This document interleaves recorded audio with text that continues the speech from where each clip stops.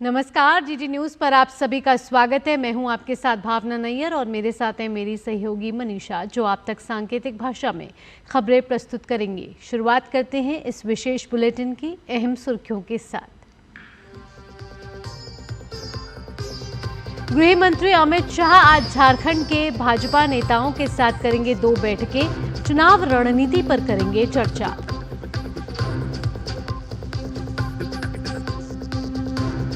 Thailand के विदेश मंत्री मैरिस सांग्यामपोंगसा का भारत दौरा, विदेश मंत्री डॉक्टर एस जयशंकर से करेंगे मुलाकात।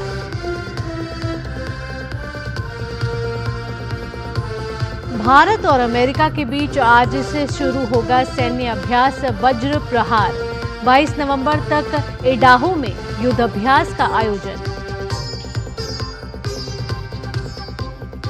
अमेरिका में राष्ट्रपति चुनाव से पहले आरोप प्रत्यारोप का दौर जारी। कमला हैरिस ने विस्कॉन्सिन में ट्रंप की आर्थिक नीति की तुलना।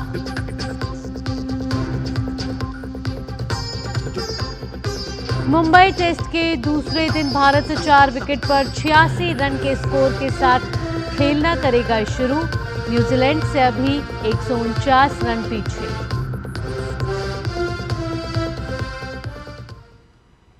झारखंड में पहले चरण के चुनाव के लिए सरगर्मियां तेज हो गई हैं। गृह मंत्री अमित शाह आज शाम रांची पहुंचेंगे। रांची में अमित शाह प्रदेश कार्यालय में आयोजित 2 बैठकों में शामिल होंगे। पहली बैठक प्रदेश भाजपा के नेताओं की है।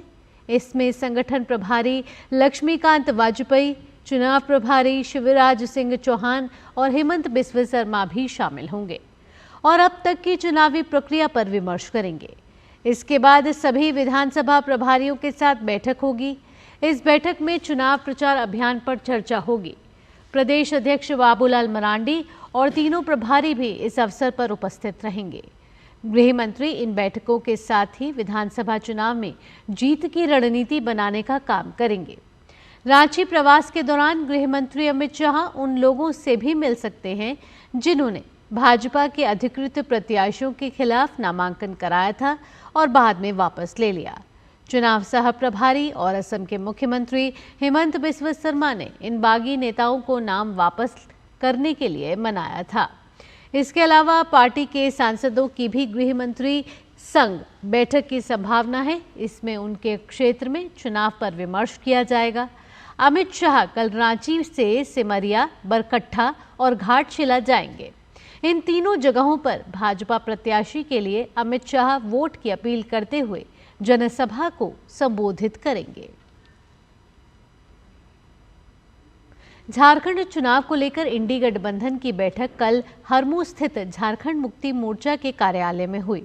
बैठक में वर्तमान झारखंड विधानसभा आम चुनाव 2024 में इंडी गठबंधन के प्रत्याशियों की जीत सुनिश्चित करने के लिए रणनीति बनाई गई और साथ ही केंद्र स्तर से बूथ स्तर तक पार्टी कार्यकर्ताओं और नेताओं में सामंजस्य स्थापित करने पर जोर दिया गया।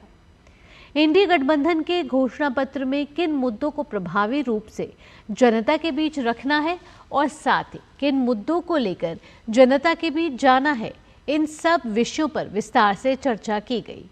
बैठक में झामुमो के केंद्रीय महासचिव विनोद कुमार पांडे, कांग्रेस के प्रदेश अध्यक्ष केशव महतो कमलेश, बंधु तिर्की, अशोक चौधरी, भाकपा माले के शुभेंदु सेन, राजद की अनीता यादव ने अपनी बातों को रखा। भारत निर्वाचन आयोग ने झारखंड सरकार के उस प्रस्ताव को मंजूरी दे दी है जिसमें अलका तिवारी को राज्य की मुख्य सचिव नियुक्त करने का प्रस्ताव है।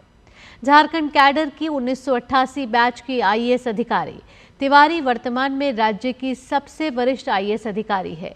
इससे पहले 19 अक्टूबर को चुनाव आयोग ने झारखंड सरकार को तत्काल प्रभाव से अनुराग गुप्ता को कार्यवाहक पुलिस महानिदेशक के पद से हटाने का निर्देश दिया था। इस निर्णय में पिछले चुनावों के दौरान गुप्ता के खिलाफ आयोग द्वारा की गई शिकायतों और कार्रवाई को ध्यान में रखा गया था। भारत दौरे पर आए थाईलैंड के विदेश मंत्री मैरिस सांग्यामपोंगसा आज विदेश मंत्री डॉक्टर एस जयशंकर से मुलाकात करेंगे। बैठक के दौरान दोनों देशों के नेताओं के बीच द्विपक्षीय संबंधों को और मजबूत करने पर चर्चा की जाएगी। दरअसल आसियान में थाईलैंड भारत का एक प्रमुख भागीदार देश भी है। भारत की एक्ट ईस्ट नीति थाईलैंड की एक्ट वेस्ट नीति के साथ मेल खाती है। इससे पहले दूसरे बिम्स्टेक विदेश मंत्रियों के कार्यक्रम के लिए सांग्याम पोक्सा भारत की अपनी पहली आधिकारिक यात्रा पर 11 से 13 जुलाई तक नई दिल्ली में थे। भारत और अमेरिका की सेनाओं के बीच संयुक्त सैन्य अभ्यास वज्र प्रहार आज से शुरू होने जा रहा है। वज्र प्रहार के 15वें संस्करण का आगाज अमेरिका के इडाहो स्थित ऑर्चर कॉम्बैट ट्रेनिंग सेंटर में होने जा रहा है। वज्र प्रहार के 15वें संस्करण के लिए भारतीय सेना की टुकड़ी शुक्रवार को अमेरिका के लिए रवाना हुई। आज से 22 नवंबर तक चलने वाले इस अभ्यास में भारतीय सेना और अमेरिकी सेना की स्पेशल फोर्सेस हिस्सा ले रही हैं। संयुक्त सैन्य अभ्यास का मुख्य उद्देश्य दोनों देशों की सेनाओं के बीच सैन्य सहयोग को बढ़ाना, संयुक्त अभियानों में सुधार करना और विशेष अभियानों की रणनीतियों का आदान प्रदान करना है। जम्मू कश्मीर के बडगाम जिले के मगाम इलाके के मजहामा में कल हुए आतंकवादी हमले में 2 गैर स्थानीय कर्मचारी घायल हो गए हैं। आधिकारिक सूत्रों के मुताबिक पीड़ितों को आतंकवादियों ने बहुत करीब से गोली मारी। घायल व्यक्तियों को तुरंत नजदीकी अस्पताल ले जाया गया, जहां उनकी हालत स्थिर बताई जा रही है। भारत चीन सीमा पर सुधरते संबंधों के बीच भारतीय सेना ने पूर्वी लद्दाख के डेमचौक सेक्टर में गश्त शुरू कर दी है। यह कदम भारत और चीन के बीच वास्तविक नियंत्रण रेखा पर तनाव कम करने के उद्देश्य से हाल ही में हुए समझौते के बाद उठाया गया है। सेना के सूत्रों का कहना है कि देपसांग सेक्टर में भी जल्द ही गश्त शुरू होने की उम्मीद है।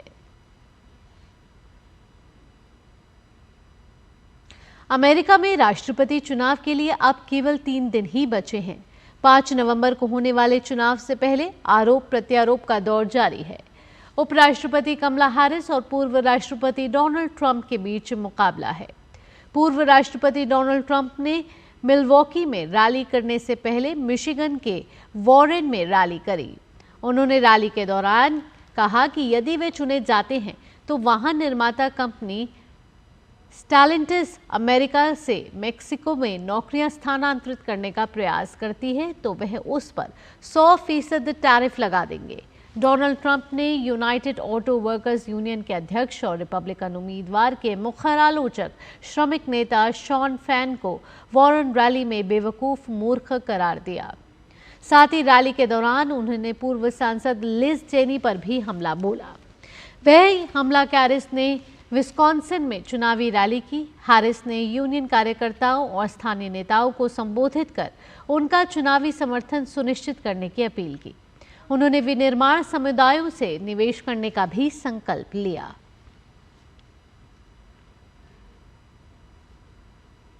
हमास के खिलाफ इजराइल को एक और बड़ी कामयाबी हासिल हुई है।